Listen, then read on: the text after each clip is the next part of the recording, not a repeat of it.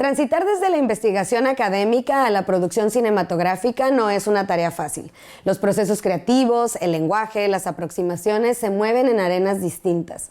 Sin embargo, hay investigadores e investigadoras que lo logran y sus productos cuentan con la calidad de una investigación científica llevada al arte del cine. Hoy vamos a charlar con uno de estos realizadores que ha logrado transitar este camino con 2 productos enfocados en la ciudad de Tijuana.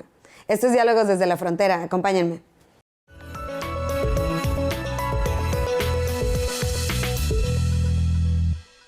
Bienvenidos y bienvenidas a Diálogos desde la Frontera. El día de hoy vamos a charlar sobre la relación que hay entre el cine y los estudios académicos, un vínculo que se ha fortalecido y al que cada vez más se apuesta para llevar a públicos más amplios el conocimiento científico, sobre todo en las ciencias sociales. Hoy nos acompaña el doctor Juan Antonio del Monte. Él es maestro en estudios culturales por el COLEF y doctor en ciencias sociales con especialidad en sociología por el Colegio de México, el Colmex. Bienvenido, Juan Antonio, gracias por estar aquí. Muchas gracias, Flor. Siempre es un placer estar aquí en el COLEF. De regreso en el COLEF. De regreso a casa.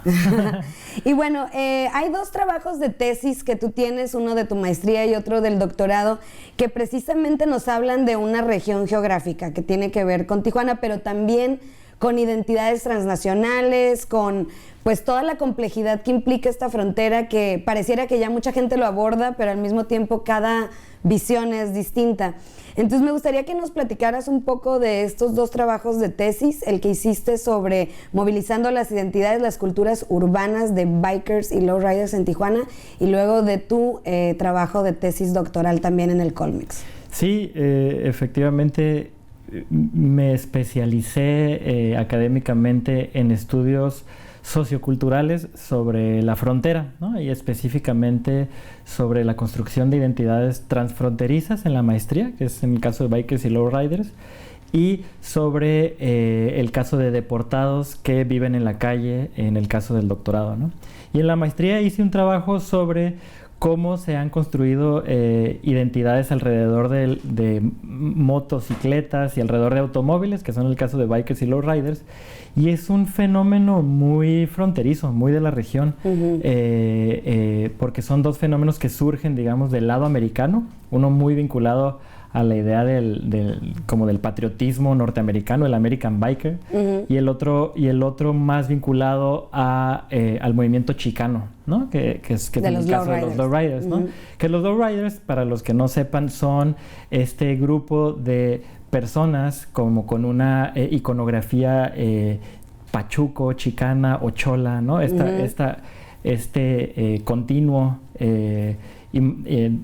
cultural, en donde con lo que se caracterizan esas personas es de modificar sus carros, ¿no? Y la característica específica de la modificación de carros antiguos es que son carros que brincan, ¿no? Les ponen pumps o airbags, como le llaman, para que anden brincando y se paseen por las calles lenta y parsimoniosamente, en contraste con los carros norteamericanos altos, rugientes, poderosos. Ellos querían hacerse notar y yendo lento, yendo despacio, ¿no? Entonces, una de las conclusiones de la tesis, al igual que los bikers, era que tanto bikers como lowriders usan los elementos identitarios vinculados al carro, ¿no? La construcción de estos elementos identitarios para hacerse notar, para ganar presencia, ¿no? Entonces eran grupos muy estigmatizados que se han ganado una presencia, un respeto, se han ganado ser parte de la ciudad de Tijuana a partir de hacerse notar en el espacio público, ¿no? Claro, porque inclusive podríamos pensar, digo, y tú que escribiste la tesis,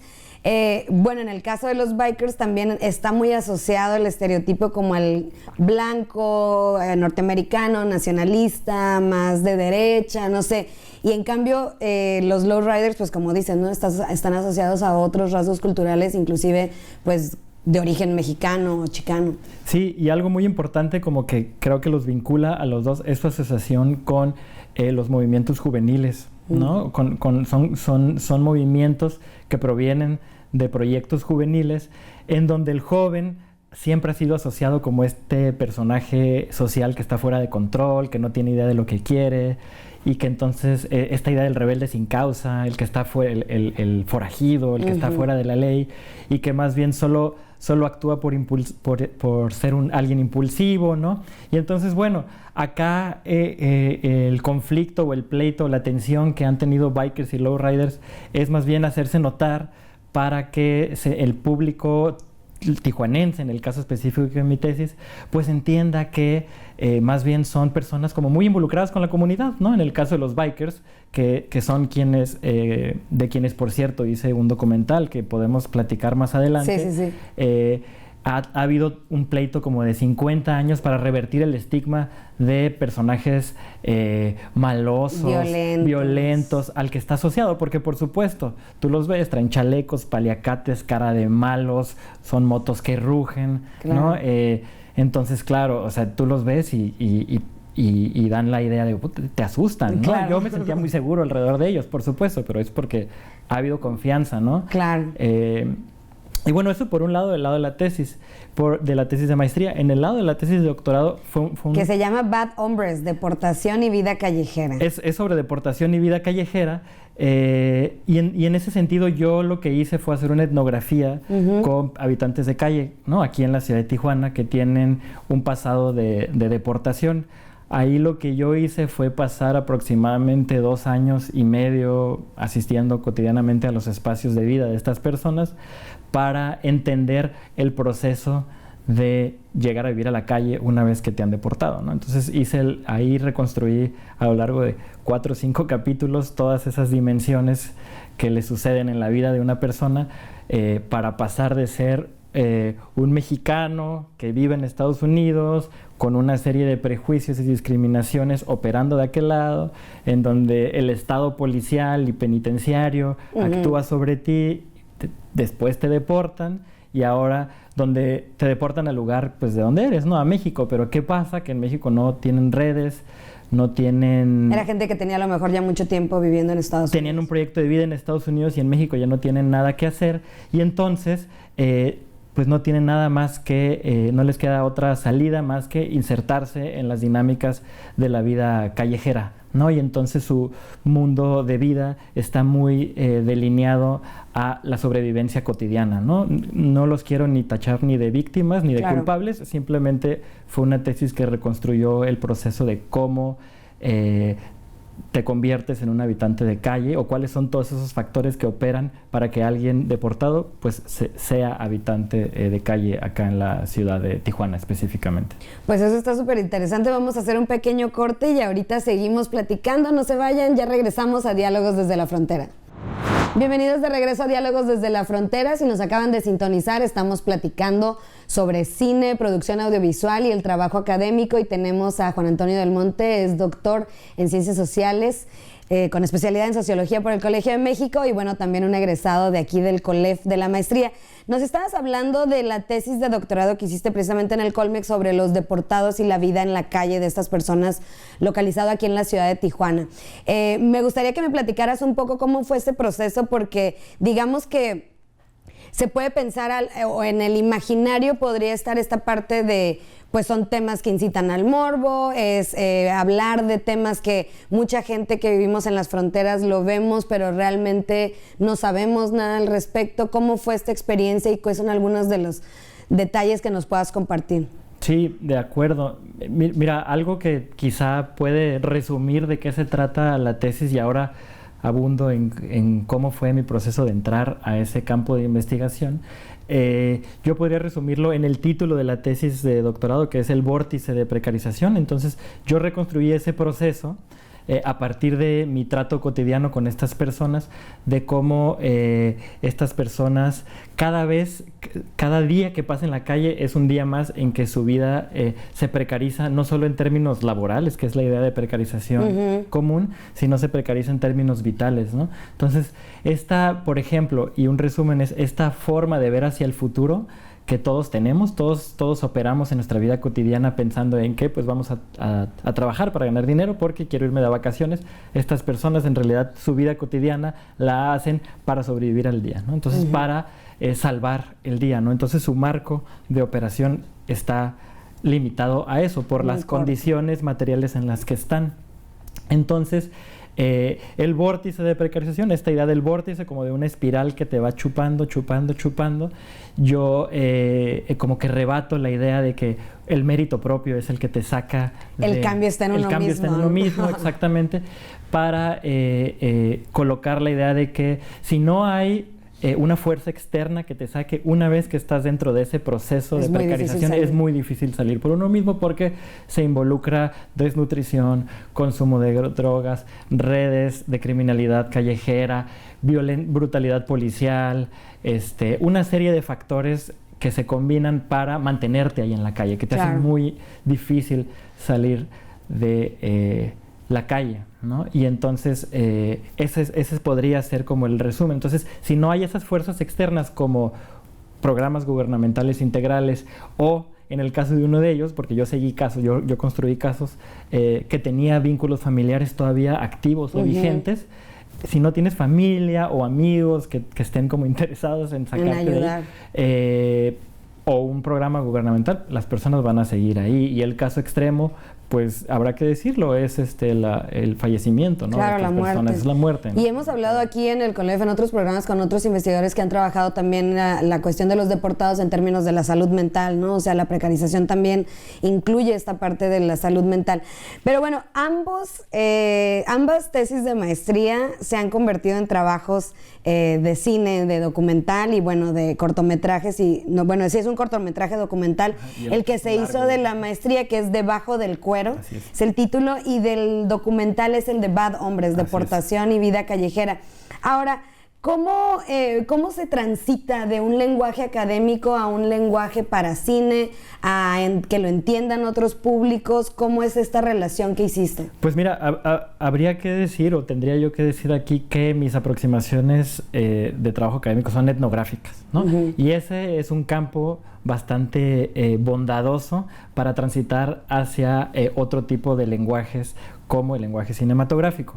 El trabajo etnográfico pues se resume básicamente en acercarte, poner tu cuerpo como instrumento de investigación, conocer cotidianamente la vida de estas personas. Es muy difícil, se dice fácil, es muy difícil lograrlo porque pues te tienes que ganar la confianza de las personas con las que estás trabajando, ¿no? Entonces pues no es fácil llegar con un biker a decirle, un malote así, a decirle, oye, quiero, porque él mismo está performando esta idea del malo, ¿no? Esa fue una historia. Yo cuando me acerqué a ellos me dijeron, vete de aquí, no te queremos ver. Hasta que por otra vía más institucional entré. Pero igual en la vida callejera, ¿no? O sea, porque una cosa es que los puedas entrevistar y hablen contigo en confidencialidad y otra que los filmes. Bueno, claro, ¿no? es que hacia allá voy, porque la etnografía, al lograr un acercamiento cotidiano, en donde todo el tiempo vas estableciendo día tras día, con mucha paciencia, vas estableciendo confianza. Esa confianza que allá hay, que transitas de una idea de yo, investigador, te voy a preguntar hacia como más bien, vamos a conversar porque somos una especie más de colaboradores, no sé si de amigos, incluso las buenas etnografías me parece que transitan amigos. Yo logré tener amigos ahí con los bikers, incluso con personas que habitan la calle. Esa confianza establecida es la que la que me permitió en mi caso poner una cámara enfrente, ¿no? Porque incluso, y estas son las bondades de la etnografía, al principio me confundían con reportero, ¿no? Pero yo siempre llegaba con una cámara, ¿no? Y entonces el hecho de que todos los días me vieran con una cámara, el día que yo llegué con una cámara de cine, para ellos no fue la ruptura tan fuerte, ¿no? Y esa debe ser, en el caso de los habitantes de calle, esa debe ser el mayor acierto que me parece que hicimos, ¿no? Porque yo llevaba una cámara fotográfica, ¿no? Con un lente, no era lente fijo, y entonces llevamos una cámara de cine muy austera, pero que te permite tener alta definición, que era muy similar. Era un poco más grande, pero era muy similar a la cámara que yo cotidianamente había llevado por 2 años, ¿no? Entonces, eso permitió, pues es simplemente otra cámara más. Lo único que sí era disruptivo era el micrófono, Pero bueno, digamos que yo podría resumir cómo poder transitar de un lenguaje académico a un lenguaje cinematográfico a partir de que utilicé los métodos etnográficos, que son métodos que te permiten establecer confianza con las personas y que te permiten ser muy honesto y decirles, oye, te quiero preguntar sobre tu pasado de deportación, o, oye, quiero filmarte, ¿no? Hubo quienes me dijeron, yo no quiero salir en la filmación. Perfecto, hay reglas éticas que uno debe seguir, tanto en trabajo académico como en producción audiovisual, ¿no? Entonces, más o menos así podría yo resumir ese tránsito de lenguajes, ¿no? Sí, porque me imagino que también influye ahí un factor en el que tienes que, pues no sé, ahorita vamos a hacer un corte, pero ahorita me gustaría que me platicaras esta parte, como precisar, o sea, de la tesis que puede tener no sé cuántas páginas, ¿cómo escoges qué vas a llevar a la pantalla, ¿no? Y qué es lo más relevante, o sea, cómo discriminas y haces ese criterio. Vamos a hacer otra pequeña pausa y ya regresamos. Estamos en Diálogos desde la Frontera. Bienvenidos de regreso a Diálogos desde la Frontera. Estamos platicando sobre cine y el trabajo académico. Y justo estábamos hablando, Juan Antonio, de ¿cómo escoges o cómo piensas una tesis de doctorado que, por supuesto, y sobre todo en instituciones como el COLEF o el Colmex, tiene una rigidez académica que se tiene que hacer y todas estas estructuras académicas? ¿Cómo escoges? ¿Cuál es el criterio como para decir esto es lo que voy a escoger para ponerlo en el documental? Sí, tal como lo dices, una tesis, un trabajo académico tiene ciertas reglas que hay que cumplir, sí o sí, claro, ¿no? Yo con esa idea trabajé en el primer documental cuando hice mi tesis de maestría. Quise ilustrar, ¿no?, lo que en la tesis digo, esta idea de que bikers tienen estigmas que pesan o prejuicios que pesan sobre ellos y cotidianamente en realidad se dedican a otras cosas y son personas normales, y después ya en la noche son bikers ellos, ¿no? Y entonces en realidad ese estigma tenemos que repensarlo. De eso se trató un poco el documental, ¿no? El debajo del cuero. Ahora para el documental de Bad Hombres sobre deportados y vida callejera, me di la libertad de no ilustrar necesariamente así y más bien darle libertad al lenguaje cinematográfico. Habría que decir que este último documental está hecho en codirección con un cineasta, lo cual me parece un efecto ganar-ganar, porque además es un viejo amigo mío en el que confío, Rodrigo Ruiz Patterson, en el que confío completamente en términos cinematográficos, y entre él y yo llegamos al acuerdo de que le tendríamos que dar, para que no se parezca a la tesis y que por sí mismo hable el documental, le tendríamos que dar libertad al lenguaje cinematográfico. Entonces, hubo decisiones cinematográficas que influyeron en la narrativa. Por ejemplo, lo que yo sabía era pues las prácticas importantes cotidianas que estas personas tienen, cuáles son los lugares importantes, y él tomaba la decisión de, a ver, la cámara tiene que ir aquí, la cámara tiene que ir de este otro lado. Decisiones técnicas y una decisión técnica que me parece que tuvo efectos fuertes en el resultado final del documental es que no hicimos entrevistas a cuadro, ¿no? Es decir, decidimos más bien... el típico documental el típico, donde están tipo reportaje, ¿no?, tipo entrevista, decidimos más bien poner la cámara, y ya que había una confianza etnográfica de 2 años y medio detrás, pues que sucedan las cosas, ¿no? Tenemos un montón de material, me parece que como el 10% del material filmado es el que está en la película, en el documental. Hay como 90% no utilizado, bueno, tal vez exagero, quizá un 60% no utilizado. Pero bueno, en ese sentido fueron las decisiones cinematográficas y cómo fue evolucionando de tomar una decisión de tener una tesis que explica a tener una narrativa que simplemente te cuenta, ¿no? Que te hable por sí misma. Te hable. Para que tú también como espectador tengas la libertad de poder sacar tus propias conclusiones, ¿no? Una cosa que la tesis no te deja, que no te permite, porque hay una estructura que te dice, yo me hice esta pregunta con estas herramientas, estos son los sesgos que tengo y esa es la conclusión que me da, ¿no? Entonces, Ahora, este documental va al Festival Internacional de Cine de Morelia. Cuéntanos cómo estuvo ese proceso. No, pues estamos bien contentos, la verdad, por eso. Más contentos todavía porque antier, nos avisaron que también nos seleccionaron para Docs MX, que es como el festival de documentales más importante acá en México. Al parecer, por lo visto, pues está muy bien hecho, tiene buena recepción. Y pues nada, nos animamos a enviar a todos los festivales posibles, a inscribirnos, ¿no? Y bueno, pues tuvimos la fortuna de ser seleccionados, selección oficial para competencia en Morelia, así que pues en octubre, del 19 al 27 de octubre, pues se va a estar presentando en Morelia el documental. Y en Docs MX se presenta una semana antes, ¿no? Entonces, bueno, pues... Por ahí veremos la publicidad y demás para poder estar invitando ahí. Y bueno, tienes otro proyecto que se llama la Sociedad de los Científicos Anónimos. ¿De qué va este proyecto? Bueno, a ver, habría que decir, claro, yo estoy metido en muchos proyectos artístico-académicos precisamente porque yo... producto de estudiar en la maestría en estudios culturales, que es una maestría que te permite no solo trabajar académicamente, sino pensar en el tema de incidencia social, intervención cultural. El proyecto de la sociedad forma parte de un proyecto más amplio editorial que tengo con otro amigo mío muy querido, que es el proyecto de Festina Publicaciones, ¿no? Y la Sociedad de Científicos Anónimos es un libro, una sociedad de divulgadores de la ciencia, de cientifiquillos locos que se juntan para hablar de ciencia, ¿no? Hablar de biología, de astronomía, pero desde un lado literario, ¿no? Entonces, bueno, lo que nosotros queremos hacer con el proyecto de Festina Publicaciones es divulgar la ciencia, ¿no? Es decir, todo este trabajo académico que también tenga un lado de divulgación, así como, y no sé si puedes sacar la conclusión, pero esa es la conclusión que yo tengo en la cabeza, un trabajo documental o un trabajo de divulgación de la ciencia en libros, pues más o menos tiene la idea de vincular el trabajo académico, que luego puede ser con un lenguaje técnico medio soso y medio complicado, pues bueno, es necesario transitarlo hacia otros lenguajes mucho más accesibles. Sí, que creo que en ese sentido también la divulgación de la ciencia en México pues tiene que ir fortaleciéndose más todavía.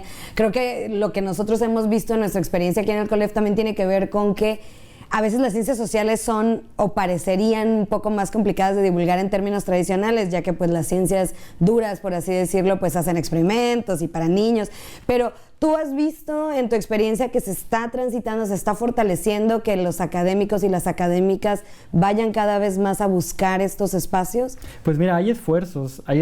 Yo no veo todavía un esfuerzo sistematizado, ¿no? Como si hay un Sistema Nacional de Investigadores, no hay un Sistema Nacional de Divulgadores, pero yo ya conozco divulgadores, algunas partes de la Sociedad de Científicos Anónimos, que están intentando impulsar este esfuerzo mucho más integral. Por lo pronto, esfuerzos como de hacer documentales, de hacer libros de divulgación de la ciencia, pues ahí los estamos colocando y simplemente es síntoma del reconocimiento y la necesidad de traducir ese lenguaje académico a públicos pues más amplios, sobre todo pues si nos están patrocinando el Estado, la investigación científica, ¿no? Hay una responsabilidad ahí con la sociedad. Sí, la incidencia social. Que hay que tener, ¿no? Oye, Juan, pues muchísimas gracias, está súper interesante ambos temas. Vamos a buscar los documentales y también, bueno, ya que salga el nuevo en el festival, estaremos al pendiente. Pues muchas felicidades también por este esfuerzo, porque pues no es fácil como todo lo que implica y el detrás de bambalinas de estar haciendo este trabajo. Muchas gracias por haber venido. No, gracias por la invitación, contento. Y bueno, pues aquí también está siempre el foro abierto. Y antes de despedirnos, les recuerdo que nos sigan en redes sociales. En Facebook estamos como Diálogos desde la Frontera. En Twitter nos encuentran como Diálogos Colef y no olviden visitar el portal del Colegio de la Frontera Norte, www.colef.mx, y también nos pueden escribir por correo electrónico a dialogosdesdelafrontera@colef.mx. Ahora sí me despido, nos vemos la próxima semana con un programa más de Diálogos desde la Frontera. Hasta pronto.